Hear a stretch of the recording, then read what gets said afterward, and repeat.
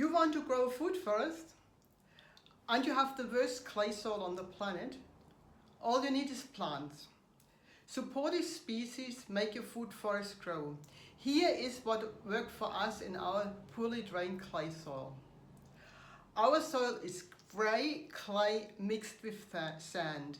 And if you think that sand makes clay fluffier, you're dead wrong. Clay makes concrete when it's dry and makes an impenetrable sludge once it's wet.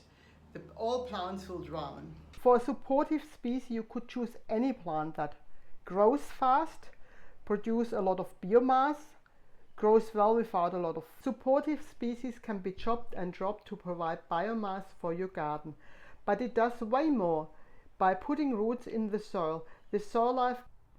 Our climate in the Port Stephens area is warm temperate, frost free, and all the plants here are for warm temperate, frost free conditions, but some. The acacias did better, but the year was super wet and the soil was so soggy that even some acacias drowned.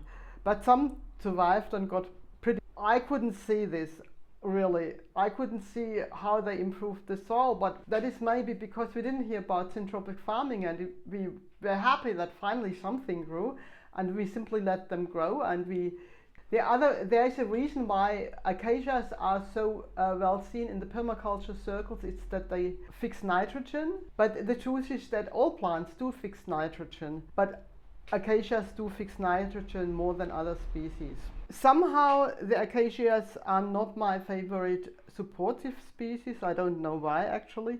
I couldn't see much soil improvement, but probably there was. I probably didn't see it. And Götz point out that lignin from the wood is important in soil fertility. That would have happened if we would have chopped the acacias back on a regular basis to mulch the soil, but we didn't do it. The first time we did it was actually just a week ago. Well, lignins are good for, or any woody materials are good for fungal growth, which is very good for the soil. From all the wattle species I tried, my preferred one was Acacia decurrens, which is the black wattle. It grows very tall and I could lift the crown, by cutting the branches away I could lift the ground so we can walk underneath. It also has fine leaves, so if I cut it back with the secateur it gives a fine mulch. It is easy to cut up even with a pair of secateur. Actually the wattle which I least liked was the Acacia longifolia. It didn't do very well in our clay soil and quite a few died. The next plant I want to talk about is Crotalaria, or Crotalaria, I don't know, however you want to pronounce it. I don't know which species exactly I do have, but I got a seed packet and planted a whole bunch of these. And I like it and I don't like it. What I like about it is that it's very easy to cut up because the wood is very soft and fluffy, so a pair of secateur and a pair of floppers all. The next plant I want to talk about is the Mexican sunflower. Once again, it grows sort of a bit horizontally. That is what I don't like about the plant. But the good thing is that it's very soft and you can cut it up with a pair of secateur or with a pair of flopper at most. I don't get the amount of growth like shown in other videos, like 3 meters 3 times a year. My leaves are much smaller, it's much less lush and green. I can cut it back like 3 times a year or so to the ground. Another species which is maybe not that much of a supportive species, but I do it, cut it back a couple of times per year, that is Rami, the fiber plant. It is a plant from the nettle family and the leaves are very soft and they actually taste very much like nettles. But Rami needs reasonable fertile soil, it grows in the shade and it needs reasonable amount of water. But if you want to try it, it's a very pretty plant and it's a very good producer. Before we go back to trees, I want to mention 2 grasses. One is banana grass and the other is sugarcane. Banana grass, sterile grass propagated by cutting, stuck directly in the ground. If you want a windbreak or privacy screen in just a few months, this is really great. I can't tell how often banana grass should be cut down. In our warm temperate climate, That is because I just didn't get around to cut it back at time. So sugarcane is the other grass.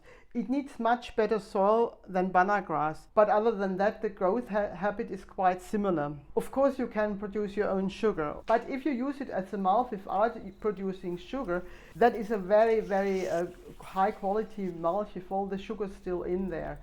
And it's much better than anything you can buy at the nursery because it has still all the sugars in it and there's no spray on it. The stand of sugarcane is a bit looser than of banana grass and it wouldn't make a very good privacy screen. I grow my sugarcane mainly for making sugar. Now that's the plan. After all, I haven't done it so far. If you want to grow food first, I would recommend you getting both grasses.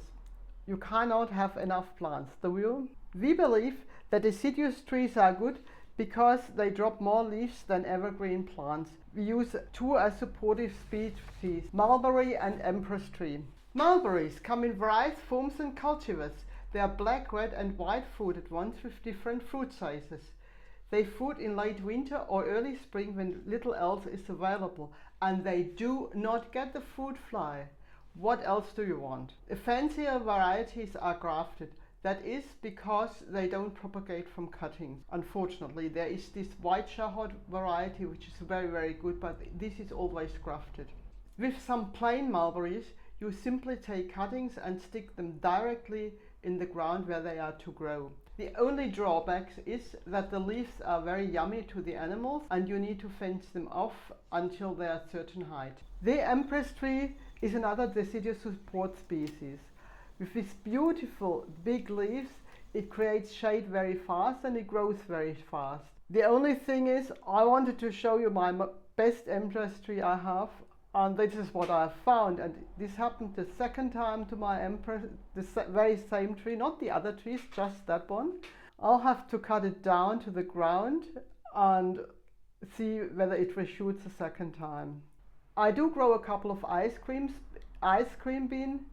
They are not as good as a supportive species in our climate.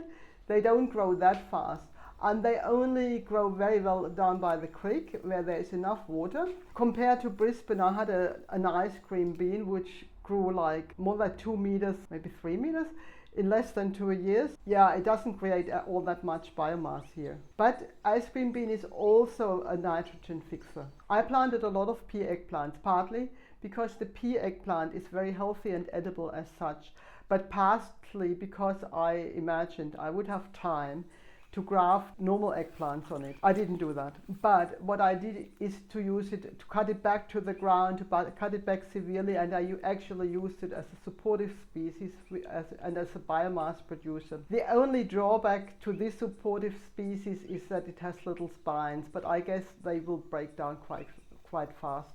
The advantage is, once again, it's very easy to cut and the wood is very soft. Another nitrogen fixer is the pigeon pea. I planted some pigeon peas.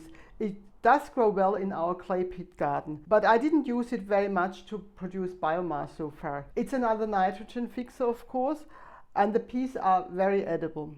Pigeon pea and other beans and peas grow much better in our clay soil than in our sandy garden. That's at least something which grows better in our clay soil. And we had very good harvest of snake beans in the clay soil until the kangaroo discovered them. One plant that is never mentioned as a supportive species in permaculture circles is gumby. It is actually a very potent aboriginal medicinal plant. Gumby grows super well in our clay and it grows fast too. I haven't used it for top and drop so far. It looked just too nice that I didn't do it. The tea hasn't got a strong taste. I planted loads of it and I will plant many more. My favorite supportive species are bananas, but remember, you need various supportive species. Everyone knows the yellow banana to eat, but you can eat green bananas. And in the show note, I will link to a recipe I tried and I like very much with banana flowers. Bananas are very resilient. They need loads of fertilizer, mulch and water to actually produce a good crop, but they are resilient as a plant. And if you don't have the ideal condition, your bananas will be very small and the harvest will be very small, but you will harvest a lot of organic matters in form of leaves, which you have to cut down regularly. And after fruiting, every banana plant fruits only once. You hug it back to the ground. Then you cut back the stem in manageable pieces and cut it lengthwise. Then you lay it to the ground, the round side up. If you lay it on the ground, the round side up, it will provide moisture for many months to come, and of course a lot of organic matter. I found that everywhere I planted bananas, the soil actually got better, but maybe this is my imagination. To finish off this episode, I think the only thing that turns soil around that bad as ours is to plant very, very densely and completely disregard planting spaces. Then mulch around the plant thickly. Plant anything, chop and drop, cut plants out later, and so on. Say 10 or 20 plants on a square meter. Some planted, some direct seeded. Can be annuals and perennials mixed. It doesn't have to produce anything in that first state. If it does, it's good. We are a plant nursery and we want to sell plants, but you will need to raise at least some plants yourself with that planting density. If you collect seeds on a Sunday walk or buy some lychees from seed, that's all source for plants. To plant a garden, any garden, not just a food forest, you have to plant more. I hope you got inspired. Thank you for watching. See you later next time round.